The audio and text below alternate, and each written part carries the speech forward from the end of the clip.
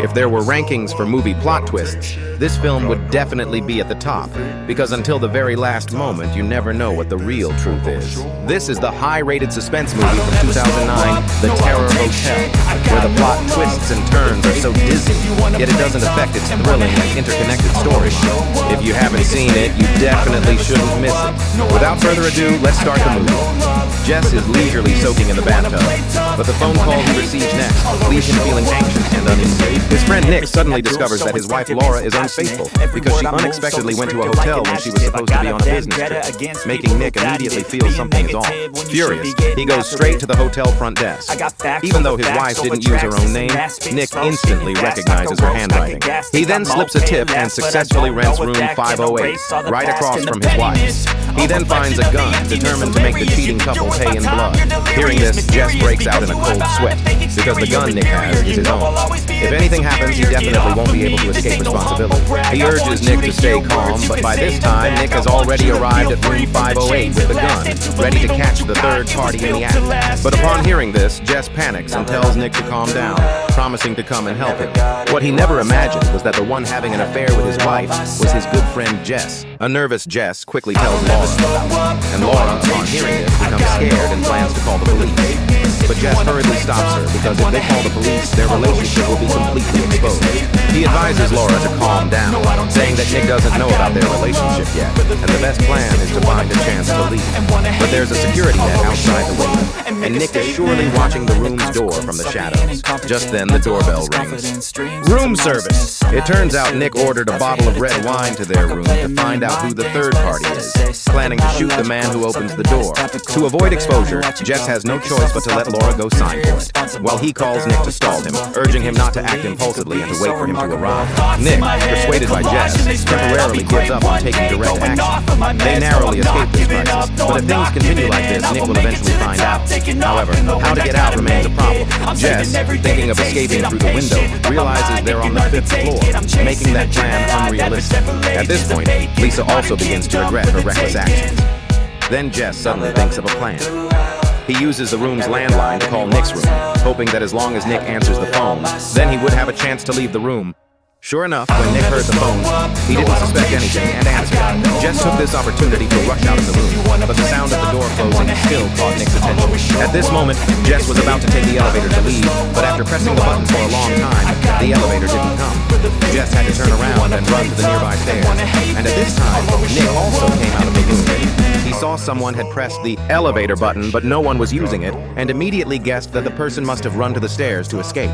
He quickly went to the stairs to check, and Jess had to hurriedly hide in the corner. Not finding any trace, Nick had no choice but to return to the corridor. To prevent the person from coming up by the elevator, he blocked the elevator door with a trash can, then opened the nearby cleaning room but found nothing. But at this time, Laura, who was observing from the room, noticed that a tourist staying next door came out. Realizing the situation was not good, Laura quickly opened the door and told the person that the corridor was not safe, kindly advising them to return to their room. Just as the passerby was confused and didn't know what was happening, Nick, who had arrived, instantly knocked them out, while on the other side, Jess arrived at the door of a room where his ex-girlfriend was staying. It turned out that just as Jess was about to meet Laura, he happened to run into his ex-girlfriend in the elevator. When Laura left, she deliberately revealed her room number, so Jess immediately thought of asking her for help. He begged Kim to provide him with an alibi. Kim thought she wanted to rekindle their past relationship and naturally didn't think much about helping her, but suddenly smelled Laura's perfume on Jess, which made Kim instantly realize Jess was hiding something. She didn't expect Jess to do something so morally wrong, and an angry Kim directly kicked him out. With no other choice, Jess had to temporarily escape back to his car, thinking that as long as Nick didn't find any evidence, he should be fine. Little did he know at this time, someone else had already taken the blame for it. Nick tied up the person he thought was the third party and, emotionally agitated, aimed a gun at the passerby. Seeing things were going wrong, Laura prepared to step forward and explain, but unexpectedly, Nick accidentally fired, sending Laura to her death. Hearing the gunshot, Jess hurried back to the hotel, took out his phone to ask Nick what happened, only to realize he had made a stupid mistake. He had left his phone in the room. If Nick found out, his life would be in danger. With no other choice, Jess had to return to the hotel, nervously making his way back to the corridor. But when Jess got back and pretended to look for room 507, he didn't expect Nick to drag him into Laura's room. Seeing the bloodstains on the other person, he was so scared he almost wet his pants. At this moment, Jess discovered that Laura was already lying dead in a pool of blood, and Sister Jim, who lived downstairs, also heard the gunshot. Recalling Jess's unusual behavior earlier, she decided to go upstairs to find out what was going on. The two thought the gunshot had attracted a staff member, so the cautious Nick asked Jess to check who it was. Nick quickly did and told Jess to wipe the blood off his hands. Everything okay? Although Jess said everything was fine, he deliberately showed his blood-stained hands to the other person, hoping Sister Jin would see it and call the police immediately. After closing the door, Jess hurriedly claimed the person was a staff member, and now they were both trapped in the room. Fortunately, Nick hadn't discovered his phone yet and even mistook a passing man for the third party. Luckily, Jess's identity hadn't been exposed yet, and the most crucial thing now was to quickly find his phone. Nick was also filled with regret, but now that the incident had happened, the urgent task was to find a way to cover it up. Nick suddenly made a bold decision to frame Laura's death on the passerby, and then they would kill the passerby, staging it as a lover's suicide. After saying this, he directly pulled out a gun and aimed it at the passerby. But Jess knew the passerby was innocent, so he hurriedly stepped forward to stop Nick, knowing full well that the room was filled with DNA that wasn't the passerby's. This approach would definitely not fool the police investigation. As soon as he finished speaking, Nick unexpectedly shoved the gun into Jess's hands, wanting Jess to help kill the passerby. Jess knew this was Nick's trap, but he wasn't going to do something so foolish. He quickly persuaded Nick to stop and not make things worse. Then Jess slipped his phone into his waistband, keeping control firmly in his own hand. Calming down, Nick felt deep regret, not only for killing his wife, but also for almost dragging his good friend down with him. Still pretending, Jess suddenly noticed his misplaced phone. But with Nick right next to him, he had no chance to pick it up. He quickly sat down next to Nick, and while Nick wasn't paying attention, he kicked the phone under the bed. With Jess's persuasion, Nick gradually calmed down. Nick knew Jess had nothing to do with it, and planned to turn himself in to the police, as it was just an accidental manslaughter. To avoid implicating Jess, Nick said he wouldn't mention Jess's presence to anyone, and even carefully wiped Jess's fingerprints off the gun. Then he noticed the bloodstains on Jess and offered to find him some clean clothes. As soon as Nick left the room, Jess quickly retrieved the phone from under the bed.